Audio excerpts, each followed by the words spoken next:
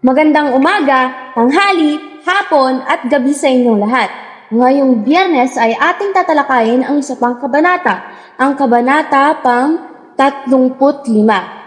Ito ay may pamagat na ang handaan.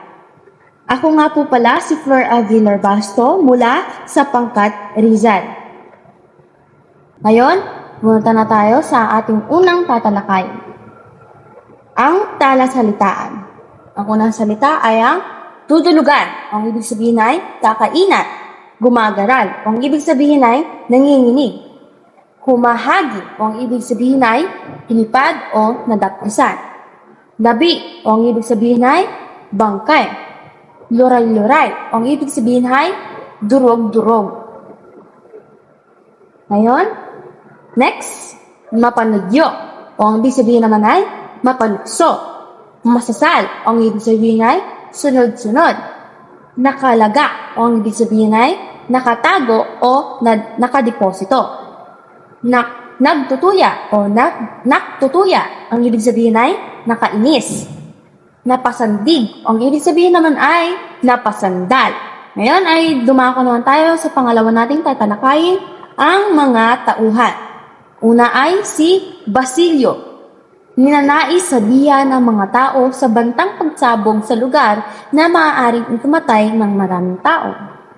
Pangalawa ay si Don Timoteo Pelaez, ang ama ni Juanito at punong abala sa piging. Siya ang nag-organisa ng marangyang pagtitipon bilang selebrasyon ng kasal ng kanyang anak kay Paulita. Juanito Pelaez, ang anak ni Don Timoteo at bagong kasal kay Paulita Gomez. Siya ay isa sa mga tampok sa piging at pinupunan ng mga bisita dahil sa kanyang anyo at pagkatao. Si Paulita Gomez, ang napangasawa ni Juanito, na pinag-uusapan ng mga bisita dahil sa kanyang kagandahan at kinilang kinabukasan ng kanyang napangasawa. Simon, ang mag-aalahas na nagdala ng lamparang may dinamita sa piging, na bahagi ng kanyang balak na paghiganti. Siya ang pangunahing tauhan sa likod ng nakaambang panganib sa piging.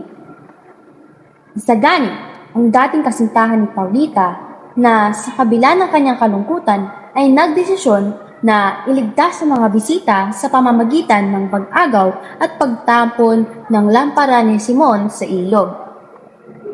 Padre Salvi, isang pari na dumalo sa piging at kinilala ang sulat na may pirma ni Juan Crisostomo Ibarra na nagdulot ng takot sa kanya at sa mga bisita.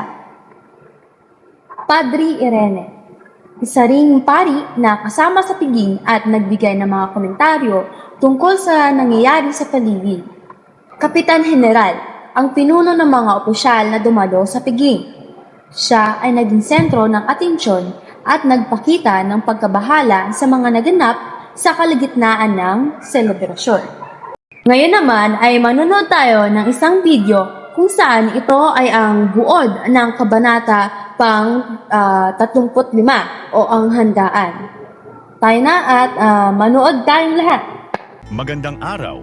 Sa video na ito, tatalakayin natin ang buod ng ika-35 kabanata ng El Filibusterismo ni Dr. Jose Rizal na may pamagat na Ang Piging.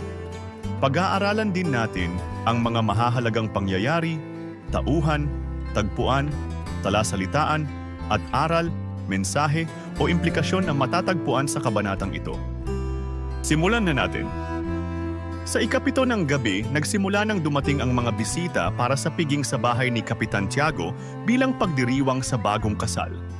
Mula sa maliliit na tao hanggang sa may mataas na katayuan sa lipunan, pinagpupugayan silang lahat ni Don Timoteo.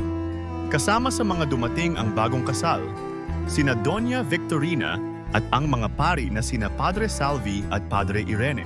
Ngunit wala pa ang general. Sa loob ng bahay, may ilang naging usapan at maliit na tensyon dahil sa mga kromo sa pader at sa paghihintay kay General. Nang dumating na ang General, nawala ang mga alalahanin ni Don Timoteo. Nasa labas ng bahay si Basilio, nakikipanood sa mga dumating. Sa kanyang pag-aalala sa mga pangyayaring maaaring maganap, naisip niyang bigyan ng babala ang mga bisita.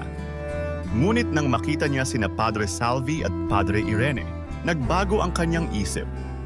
Nakita rin ni Basilio si Simon na may daladalang ilawan. Naramdaman niyang kakaiba ang anyo ni Simon na parang nag-aalinlangan din sa pagpunta sa piging.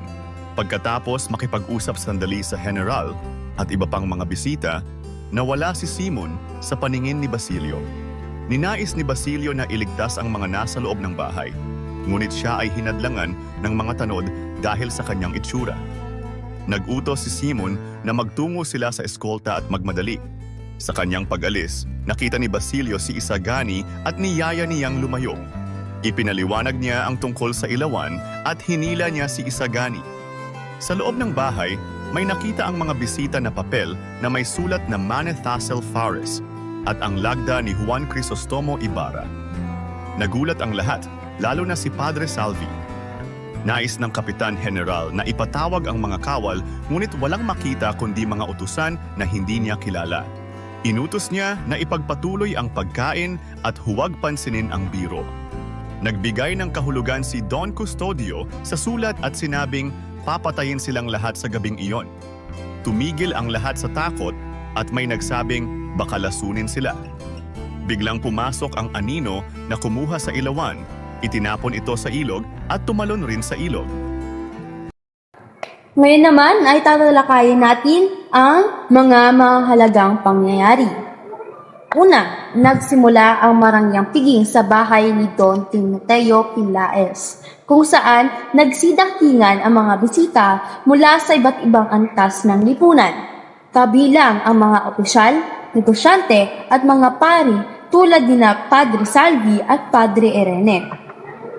Naging tampok ng usapan ang mga dekorasyon sa bahay at mga kromo sa dingding na binatikos ng ilang bisita.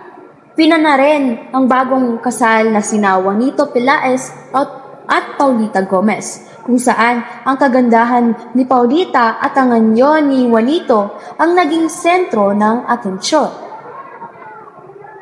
Sa labas, nagmasid si Basilio sa mga nangyayari at nagkaroon ng alanganing pagnanais na iligtas ang mga nasa loob mula sa nalalapit na kapahamakan. Subalit, na makita niya sina Padre Salvi at Padre Irene na wala ang kanyang pagnanais na magbigay ng babala. Dumating si Simon na may dalang lampara na naglalaman ng dinamita at inilagay ito sa loob ng bahay bilang bahagi ng kanyang balak na paghiganti. Ang lampara ay nagdudulot ng pangamba kay Basilio, ngunit pinili niyang umalis sa lugar dahil sa takot. Sa kasagsagan ng piging, biglang inagaw ni Isagani ang lampara at itinapon ito sa ilog upang iligtas si Paulita at ang mga bisita mula sa tiyak na kamatayan.